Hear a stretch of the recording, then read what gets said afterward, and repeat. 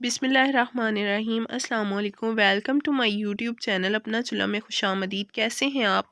आज मैं लेके आई हूँ आपके लिए एक नई रेसिपी जो कि है आलू मटर गोभी। हमने एक पैन लिया है, उसमें हमने 1 से 2 चम्मच घी के शामिल किए हैं। एक कटा हुआ प्याज जो हमने इसमें शामिल किया है। अब हम इसे अच्छे तरीके से मिक्स करेंगे ताकि ये हल्का सा ब्राउन हो जाए। ये देखिए हमारा प्याज जो है ब्राउन होना स्टार्ट हो गया है। अब हम इसमें लहसुन का पेस्ट ऐड करेंगे और इसे अच्छे तरीके से मिक्स करेंगे ताकि लहसुन और प्याज अच्छे तरीके से मिक्स हो जाए और ये जले ना। देखिए जो हमारा प्याज है वो तकरीबन ब्राउन हो चुका है। अब हम इसमें 1 से 2 चम्मच हल्दी पाउडर के ऐड करेंगे। आप हस्बे ज़ायका इस्तेमाल करें, आपके घर में जितनी इस्तेमाल होती है आप उस हिसाब से भी ऐड कर सकते हैं। अब हम इसे अच्छे तरीके से मिक्स करेंगे। अब हम इसमें थोड़ा सा पानी ऐड करेंगे ताकि जो है इसकी ग्रेवी सी तैयार हो जाए और ये जो हमारा मसाला है वो जले ना। अब हम इसमें 1 चम्मच मिर्च का ऐड करेंगे।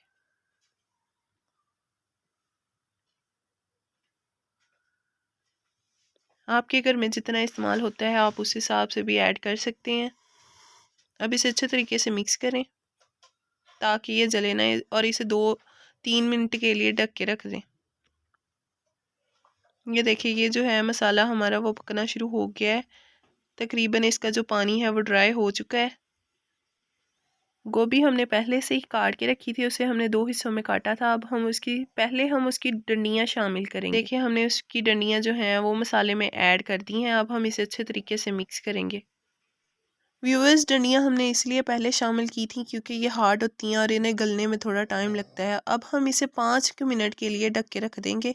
तकरीबन 5 मिनट गुजर चुके हैं। आप देखते हैं हमारी डंडियाँ जो हैं वो गल चुकी हैं कि नहीं।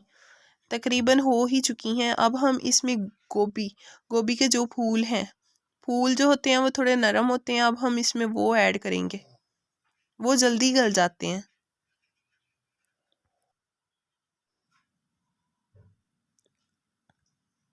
अब हम इसमें आलू और मटर ऐड करेंगे।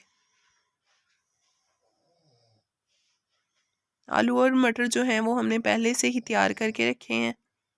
अब इसे अच्छे तरीके से मिक्स करेंगे और इसे थोड़ी देर के लिए ढक के रख देंगे ताकि जो हमारा सारा मटेरियल है वो अच्छे तरीके से गल जाए।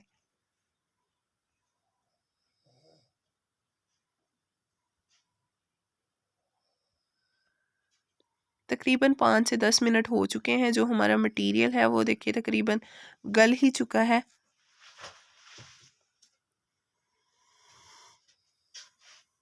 अब हम इसे 5 मिनट के लिए इसलिए ढक के रखेंगे जो इसमें पानी है वो अच्छे तरीके से खुश्क हो जाए, क्योंकि इसमें अभी हल्का हल्का पानी है।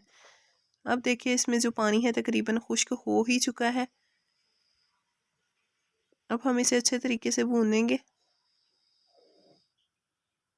अब हम इसमें अदरक ऐड करेंगे। अदरक जो है अदरक का पेस्ट एंड पे ऐड करने का ये भी फ़ायदा है कि इससे जायका बहुत ज़्यादा अच्छा आता है, इससे खुशबू बहुत ज़्यादा अच्छी आती है, इससे आपके खाने का टेस्ट बहुत ज़्यादा मज़े का लगता है। आप भी इस रेसिपी को एक दफ़ा ज़रूर ट्राई कीजिएगा। इसे अच्छे तरीके से मिक्स करें ताकि अदरक जो है हम वो सालन में अच्छे तरीके से मिक्स हो जाए। अब हम इसमें धनिया शामिल करेंगे।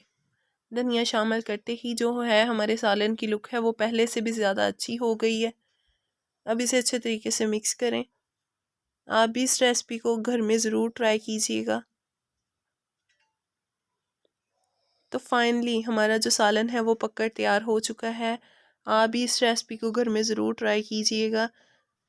अगर आप भी सबको अपनी कुकिंग का फ़ैन बनाना चाहते हैं तो इस रेसिपी को ज़रूर ट्राई कीजिएगा। अगर आपको हमारी वीडियो अच्छी लगी है तो हमारी वीडियो को लाइक करें, हमारे चैनल को सब्सक्राइब करें और बेल आइकन को ज़रूर प्रेस कीजिएगा ताकि हमारी नई आने वाली वीडियो आप तक बआसानी पहुंच सके। मिलते हैं हमारी नेक्स्ट वीडियो में, तब तक के लिए अल्लाह हाफिज़।